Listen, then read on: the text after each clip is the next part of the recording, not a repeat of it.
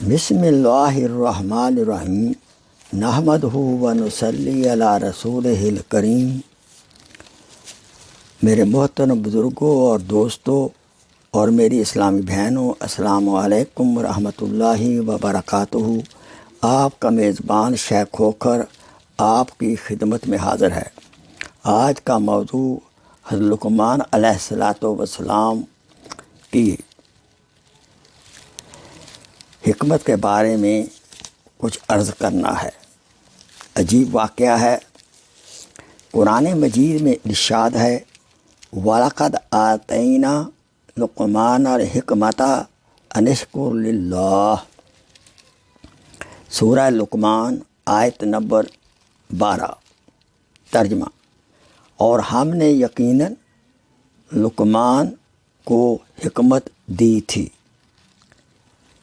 کہ تو اللہ تعالیٰ کا شکر ادا کر۔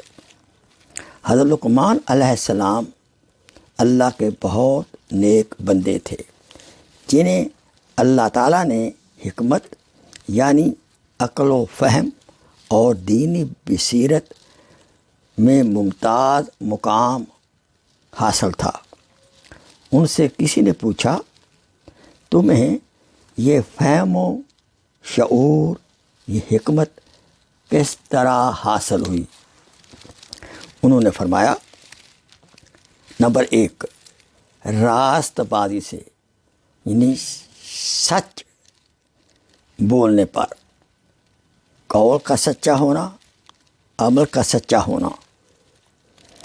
نمبر 2، امانت داری سے، اور نمبر 3، بے فائدہ باتوں سے پرہیز کرنے کی وجہ سے۔ اللہ تعالیٰ سے دعا ہے اللہ تعالیٰ ہمیں راست باز بنائے، امانت دار بنائے اور لایعنی باتوں سے، فضول باتوں سے پرہیز کرنے کی توفیق عطا فرمائے۔ ان کی حکمت کا ایک واقعہ مشہور ہے کہ یہ غلام تھے۔ ان کے آقا نے کہا بکری ذبح کر کے لاؤ، اور میرے پاس اس کے 2 بہترین حصے لاؤ۔ چنانچہ وہ زبان اور دل نکال کر لے گئے۔ ایک مدت کے بعد پھر آقا نے ان سے کہا بکری ذبح کر کے اس کے بدترین سب حصے لاؤ۔ پھر حضرت لقمان نے وہی زبان اور دل لے کر آ گئے۔ پوچھنے پر انہوں نے بتلایا کہ زبان اور دل اگر صحیح ہوں تو یہ سب سے بہترین اعضاء ہیں، اور اگر زبان اور دل بگڑ جائیں تو ان سے بدتر کوئی چیز نہیں ہے۔ آئیے ہم نے کیا سبق سیکھا اس سے؟ کہ ہمیں اپنی زبان اور اپنے دل کی ہمیں حفاظت کرنی چاہیے۔